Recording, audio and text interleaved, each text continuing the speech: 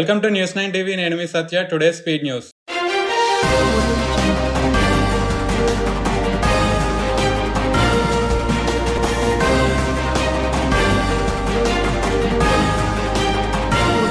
Ukraine పై Russia దురాక్రమణను ఆపాలని డిమాండ్ చేస్తూ యుఎన్జిఏ తీర్మానం. భారత్ దూరంగా ఉంది. అనుకూలంగా 99, వ్యతిరేకంగా 9, 60 మంది గైర్హాజరుతో తీర్మానం ఆమోదించబడింది. 2080 నాటికి ప్రపంచ జనాభా 10.3 బిలియన్లకు చేరుకుంటుందని యుఎన్ అంచనా వేసింది. 2100 ప్రపంచ జనాభా పరిణామం ఇప్పుడు ఒక దశాబ్దం క్రితం ఊహించిన దానికంటే 6% తక్కువగా లేదా 700 మిలియన్లు తక్కువగా ఉంటుందని అంచనా.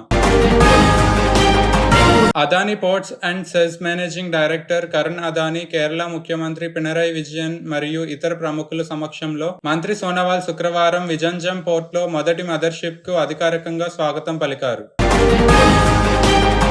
1975లో దివంగత ప్రధాని ఇందిరాగాంధీ హయాంలో దేశంలో ఎమర్జెన్సీ విధించిన జూన్ 25వ తేదీని ఇప్పుడు ప్రతి సంవత్సరం సంవిధాన్ హత్యా దివాస్ గా పాటిస్తామని కేంద్ర హోంమంత్రి అమిత్ షా తెలిపారు. ఛత్రపతి సంభాజీనగర్ లో ఛేదించిన సంచలనాత్మక ఐఎస్ఐఎస్ ఉగ్రవాద కుట్రలో లిబియా జాతీయుడితో సహా 2 నిందితులను పేర్కొంటూ జాతీయ దర్యాప్తు సంస్థ ఎన్ఐఏ ముంబైలో ప్రత్యేక కోర్టులో ఛార్జ్ షీట్ దాఖలు చేసినట్లు అధికారులు తెలిపారు. ఢిల్లీ యూనివర్సిటీలో లా కోర్సులను మనుస్మృతిలో చేర్చాలన్న ప్రతిపాదనను వైస్ ఛాన్సలర్ తిరస్కరించారని, అలాంటి పథకానికి ఎలాంటి ఆమోదం లేదని కేంద్ర విద్యాశాఖ మంత్రి ధర్మేంద్ర ప్రధాన్ అన్నారు. ముంబైలో కురుస్తున్న భారీ వర్షాల కారణంగా విమానాల షెడ్యూల్ కు అంతరాయం కలుగుతోందని ప్రముఖ విమానయాన సంస్థలు ఇండిగో మరియు ఎయిర్ ఇండియా హెచ్చరికలు జారీ చేశాయి. అయితే నగరానికి మరింత వర్షం పడుతుందని ఐఎండీ అంచనా వేసింది. వారానికి 35 నుంచి 40 గంటలు పనిచేయడంతో పోలిస్తే వారానికి 55 లేదా అంతకంటే ఎక్కువ గంటలు పనిచేయడం వల్ల స్ట్రోక్ వచ్చే ప్రమాదం 35% ఎక్కువ, ఇస్కెమిక్ హార్ట్ డిసీజ్ తో చనిపోయే ప్రమాదం 17% ఎక్కువ అని టాప్ న్యూరాలజిస్టులు చెప్పారు. ఎక్సైజ్ పాలసీ కుంభకోణానికి సంబంధించిన మనీ లాండరింగ్ కేసులో ఢిల్లీ ముఖ్యమంత్రి అరవింద్ కేజ్రీవాల్ కి సుప్రీంకోర్టు శుక్రవారం మధ్యంతర బెయిల్ మంజూరు చేసింది. 2060వ దశక ప్రారంభంలో భారతదేశ జనాభా గరిష్టంగా 1.7 బిలియన్లు చేరుతుందని అంచనా వేయబడింది. ఆపై 12% తగ్గుతుంది. అయితే ఈ శతాబ్దంలో దేశం ప్రపంచంలోనే అత్యధిక జనాభా కలిగిన దేశంగా ఉంటుందని ఐక్యరాజ్య సమితి తెలిపింది. మంగళవారం కురిసిన భారీ వర్షాలకు తాత్కాలిక వంతెన కొట్టుకుపోయిందని, దీంతో జైనత్, బేల మండలాల్లోని పలు గ్రామాలకు, పొరుగు రాష్ట్రమైన మహారాష్ట్రలోని చంద్రపూర్ జిల్లాలోని గ్రామాలకు మధ్య రాకపోకలను అంతరాయం కలిగిందని స్థానికులు తెలిపారు.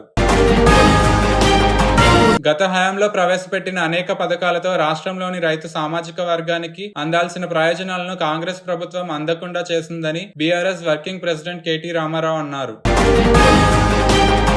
భారత రాష్ట్ర సమితి బీఆర్ఎస్ కు మరో ఎదురుదెబ్బ తగిలింది. రాజేంద్రనగర్ ఎమ్మెల్యే ప్రకాష్ గౌడ్ శుక్రవారం ముఖ్యమంత్రి రేవంత్ రెడ్డి నివాసంలో కాంగ్రెస్ లో చేరారు. స్వర్ణభారతి ఇన్స్టిట్యూట్ ఆఫ్ టెక్నాలజీ ఎస్బీఐటీకి యూనివర్సిటీ గ్రాంట్స్ కమిషన్ యూజీసీ స్వయం ప్రాతిపదిక హోదా కల్పించినట్లు కళాశాల చైర్మన్ గుండాల కృష్ణ తెలిపారు. తెలంగాణ మహిళా శక్తి పథకం లబ్ధిదారుల ఎంపికలో అధికారులు వివక్ష చూపితే కఠిన చర్యలు తీసుకుంటామని కలెక్టర్ రాజీవ్ గాంధీ హనుమంతు హెచ్చరించారు. స్వయం సహాయక మహిళా సంఘాలు అభిరుచులు, అవసరాలకు అనుగుణంగా లబ్ధిదారులను ఎంపిక ప్రక్రియ చేపట్టాలని అధికారులను ఆదేశించారు. మహిళలు ఆర్థికంగా అభివృద్ధి చెందేందుకు ప్రభుత్వం మహిళా శక్తి పథకాన్ని ప్రారంభించిందని తెలిపారు.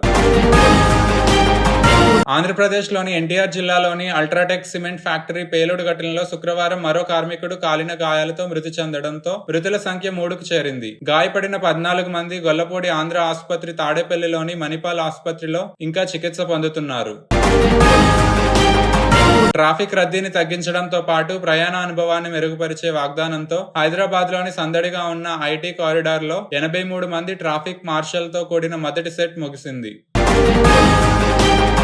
కామారెడ్డి జిల్లా పెదమల్లారెడ్డి గ్రామానికి చెందిన మెట్టు ప్రవీణ్ అనే ప్రైవేట్ ఉద్యోగి తన బైక్ పై ఇంటికి తిరిగి వస్తుండగా ఆగి ఉన్న వాహనాన్ని ఢీకొట్టాడు. ప్రమాదంలో బ్రెయిన్ డెడ్ అయిన 27 ఏళ్ల యువకుడి కుటుంబం జీవన్ధన్ అవయవదాన కార్యక్రమంలో భాగంగా అతని అవయవాలను దానం చేసింది.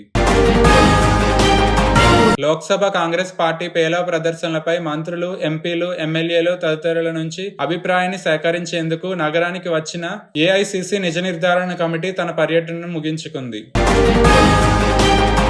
రంగారెడ్డి జిల్లాలో నిరంతర విద్యుత్ సరఫరా మరియు విద్యుత్ అంతరాయం తగ్గించడానికి southern power distribution company limited SPDCL సుమారు 25 ప్రాంతాల్లో సబ్స్టేషన్లు ఏర్పాటు చేయనుంది.